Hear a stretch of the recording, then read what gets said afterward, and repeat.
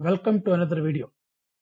In this video, I'm going to discuss about engineering stress and true stress. When we draw a stress strain diagram using true stress and true strain, we find it differs from engineering stress strain diagram.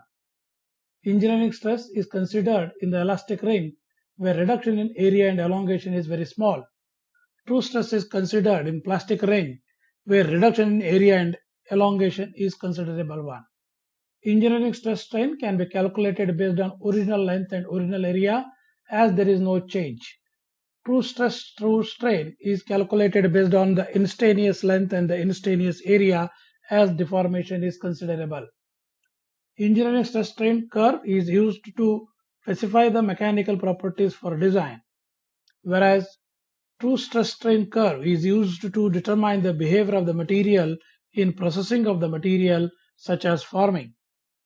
Engineering stress is equal to load by original area. Engineering strain is equal to change in dimension by original dimension.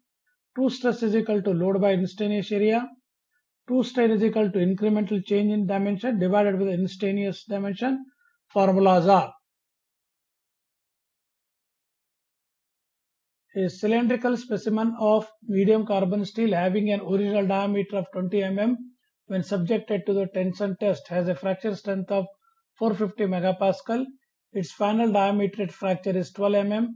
Calculate engineering stress, engineering strain, and true stress. Data given in the problem is original diameter, that is D0 is equal to 20 mm. Fracture strength is given, which is equal to 450 megapascal. And final diameter is given, which is equal to 12 mm. So we need to calculate the engineering stress, engineering strain, and true stress. In the data it is given the fracture strength. The fracture strength is nothing but it is expressed in terms of the fracture stress. So fracture stress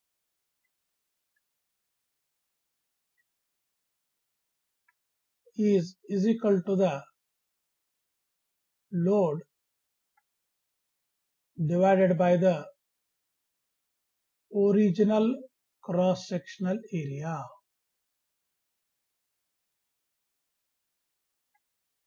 So we know the fracture stress, that is 450 megapascal, which is equal to, we wanted to note what the load is applied there, divided by the pi by 4 into original area is 20 mm diameter. So we calculate cross-sectional area pi by 4, 20 square. If you solve it, you are going to get the load is equal to 141.372 into 10 raised to 3 Newton. Here I would like to have one small note here. We know that 1 megapascal is equivalent to 1 kilonewton per mm square. So this conversion formula we are using it, hence we are getting the value directly in the megapascals. Let's try to find out the engineering stress, which is equal to load divided by original cross-sectional area.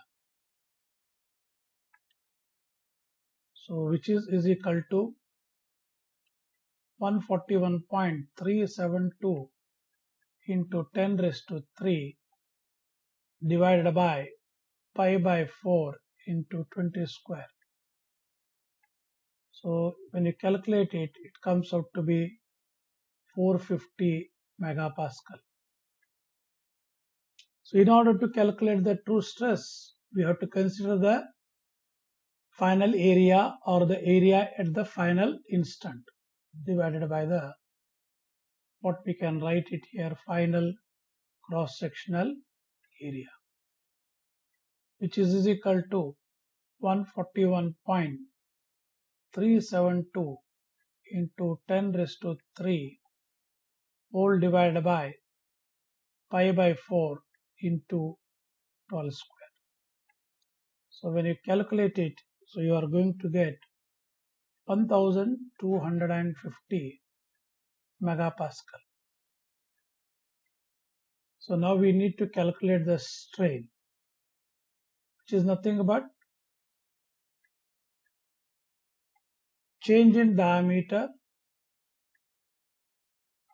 divided by the original diameter. So this is equal to final diameter minus original diameter divided by the original diameter. So which is equal to 12 minus 20 divided by 20, which comes out to be minus 0.4. So this negative sign indicates that there is a compression.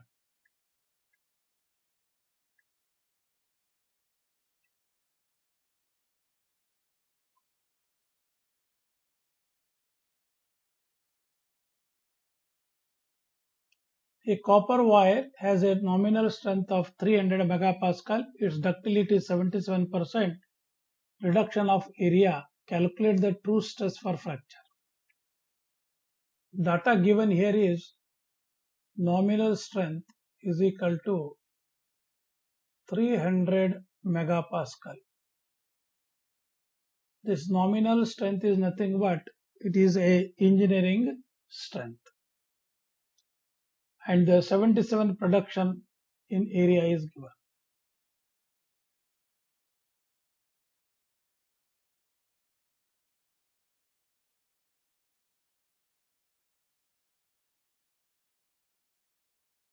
So we know the reduction in area, that is percentage reduction in area is equal to original area minus final area divided by the original area. Whole thing is multiplied by 100 when we express in terms of the percentage. So this we can write in the form of 1 minus AF by A naught. So which is equal to 77% is given. When you divide it by 100, it comes out to be 0.77.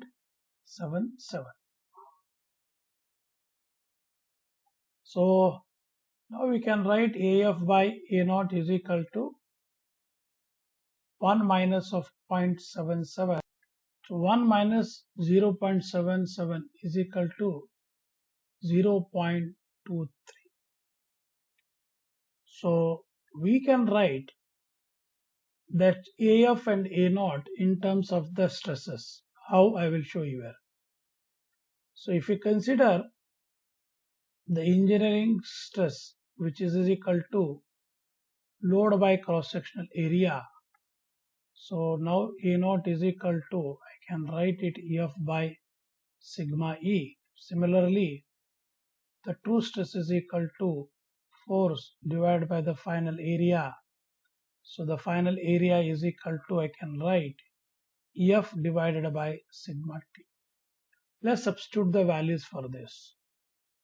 That is F by sigma T divided by F divided by sigma E, which is equal to 0.23. F get cancels. What remains is sigma E by sigma T is equal to 0.23. So we know the nominal strength is nothing but the nominal stress, which is nothing but engineering stress. So it is 300 divided by sigma t, which is equal to 0.23. In order to get the true stress, we need to calculate 300 divided by 0.23, so which comes out to be 1304.34. Thank you for watching this particular video. Do subscribe my channel.